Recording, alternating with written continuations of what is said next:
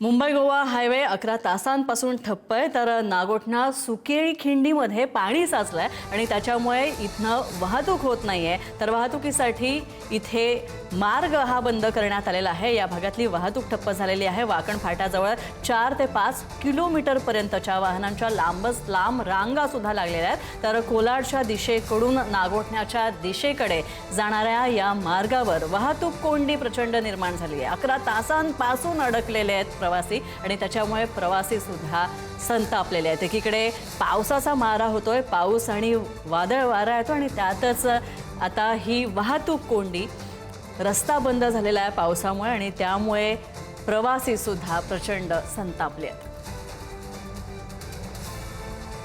आपण सकाळी 7 वाजल्यापासून 8 वाजल्यापासून हा रोड बंद आहे मुंबई गोवा हायवे। कसं बघताय? पहिल्याच पावसात गोंधळ झालाय। हो, पहिल्याच पावसात गोंधळ झालाय, पण रस्त्याची यंत्रणा कुठे आहे तुमची? सरकारची यंत्रणाच नाही कोण इथे सकाळ जाणार।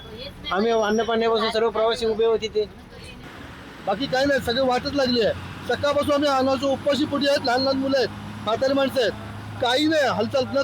यंत्रणा कसली, सरकारी यंत्रणा कोणती झालेली नाहीये, काही कसली मदत नाही, काही नाहीये। आम्हाला पनवेलला जायचंय ते कल्याणला जायचंय, परंतु गैरसोयीमुळे आता सकाळी 9:15 ते 9ला इथं आम्ही टच आहोत।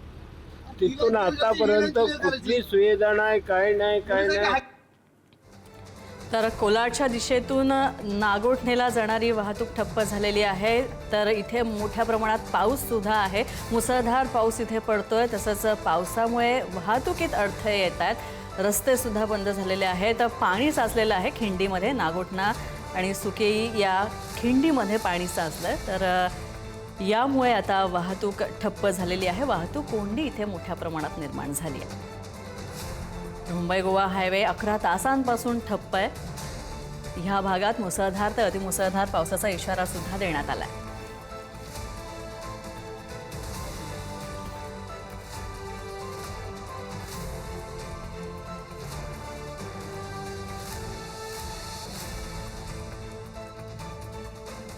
सागर जैन आमचे प्रतिनिधी आमच्या सोबत जोडले गेलेले आहेत।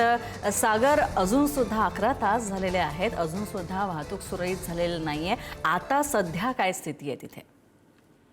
नक्कीच आज सकाळी 7 वाजल्यापासून मुंबई गोवा हायवे सुकेळी खिंडीच्या जिंदल कंपनी समोर सखल भागामध्ये पाणी साठल्यामुळे संपूर्ण ही जी मुंबई गोवाची वाहतूक ही ठप्प झाली होती आणि संध्याकाळी 6:30 पर्यंत ही वाहतूक अशाच पद्धतीने या ठिकाणी लांबच्या लांब लागून उभी होती। परंतु दुपार म्हणजे सायंकाळनंतर जिंदल कंपनीच्या गेटमधून या लोकांना काही गाड्या मार्गस्थ करण्यात आल्या, परंतु पुढे वाकण आणि या ठिकाणी सुद्धा पाणी असल्यामुळे प्रचंड हाल होत असल्याचे पाहावयास मिळत आहे। आता त्या ठिकाणी बरेचशा अजूनही 2 ते 2.5 किलोमीटरच्या लांगा दोन्ही साईडला लागलेल्या असलेलं चित्र सध्या पाहावयास मिळत आहे।